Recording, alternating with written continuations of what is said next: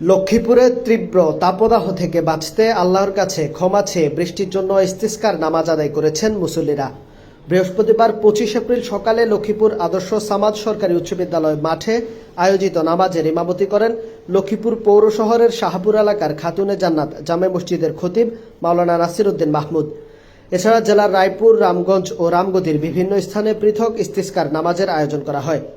নামাজ শেষে আল্লাহর কাছে সকল ভুল ত্রুটির ক্ষমা চেয়ে বৃষ্টির জন্য কেঁদেছেন মুসল্লিরা। মাওলানা নাসির উদ্দিন মাহমুদ বলেন, কয়েকদিন ধরে অসহনীয় গরম পড়ছে, যা সহ্য করা কষ্টসাধ্য হয়ে পড়েছে। বৃষ্টিপাত না হলে আমাদের প্রিয় নবী হজরত মুহাম্মদ সাল্লাল্লাহু আলাইহি সাল্লাম সাহাবীদের নিয়ে খোলা ময়দানে ইস্তিসকার নামাজ আদায় করতেন। মহানবী হজরত মুহাম্মদ সাল্লাল্লাহু আলাইহি সাল্লামের সুন্নত হিসাবে সালাতুল ইস্তিসকা আদায় করেছি। আল্লাহর কাছে আমাদের সকল ভুল ত্রুটির ক্ষমা চেয়েছি। আল্লাহ যেন আমাদের গুনাহ মাফ করে দেন, আমাদের উপর রহম করেন, আবহাওয়া অনুকূলে এনে রহমতের বৃষ্টি বর্ষণ করেন। আমরা সবাই আল্লাহর রহমত কামনা করছি।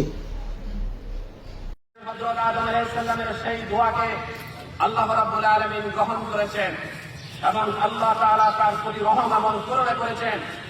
আল্লাহ রাসূল সাল্লাল্লাহু আলাইহি সাল্লাম মদিনাবাসী যখন এরকম খরা এবং দুর্ভিক্ষে যখন নিপতিত হয়েছিল, সাহাবায়ে কেরাম এসে আল্লাহ রাসূলকে বলেন, ইয়া রাসূলুল্লাহ, আমরা আজকে কঠিন পরিস্থিতির দিকে যাচ্ছি, আপনি আমাদের জন্য আল্লাহর কাছে দোয়া করুন। আল্লাহ রাসূল সাহাবায়ে কেরাম আজমাইনকে নিয়ে মদিনার প্রান্তরে চলে আসলেন এবং উপস্থিত মুসল্লিদেরকে নিয়ে আল্লাহ রাসূল সেখানে নামাজ আদায় করলেন, আল্লাহর দরবারে কান্নাকাটি করলেন, নিজের সর্বোচ্চ দিয়ে আল্লাহর কাছে নিজকে সমর্পণ করলেন এবং সেখানে আল্লাহর রহমতের বৃষ্টি অবধারিত হয়েছে, বৃষ্টি বর্ষিত হয়েছে এবং সেই প্রান্তরটি আল্লাহ একটি সুখময় প্রান্তরে পরিণত করেছেন। সম্মানিত উপস্থিতি, আজকের এই দোয়া আমরা এখানে একত্রিত হয়েছি সালাতুল ইস্তিসকা তথা বৃষ্টির জন্য এই নামাজ আদায় করার জন্য। সুতরাং প্রিয় ভাইয়েরা আমার, আসুন আমরা নিজেদের সর্বোচ্চ চল করে দিয়ে, আমরা নিজেদেরকে আল্লাহর কাছে সুপর্দ করে দিয়ে আমরা আজকে এই 2 রাকাত সালাত আদায়ের মাধ্যমে আল্লাহর কাছে আমরা প্রার্থনা করি, আল্লাহ, আপনি যে সারা দেশ বেশি তীব্র তাপদাহ চলছে, আপনি আমাদেরকে এর থেকে পরিত্রাণ করুন।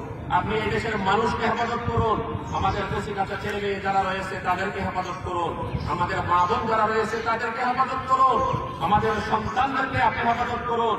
সারা দেশের মানুষ কৃষি খাতে আজকে মানুষ কাজ করতে পারছে না। আমাদের এই মাতৃভূমি কৃষি প্রধান দেশ, সেখানে কৃষক বাঁচতে আমাদের দেশ বাঁচবে।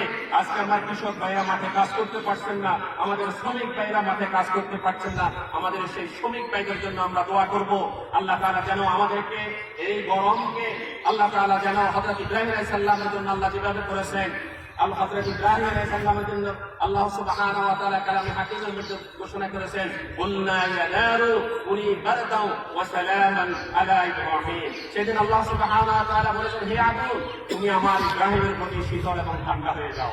আমরা কি দেখেছি, হযরত ইব্রাহিম আলাইহিস সালাম যখন আগুন নিক্ষিপ্ত হলেন, সেই আগুনটি সম্পূর্ণভাবে নিভে গিয়ে সেখানে একটি ফুলের বাগান তৈরি হয়েছে, একটি সুশীতল পরিবেশের তৈরি করেছেন যে আল্লাহ। সুতরাং আমাদের আস্থা এবং বিশ্বাস রয়েছে, আমাদের সেই আল্লাহ এখনো বিদ্যমান রয়েছে।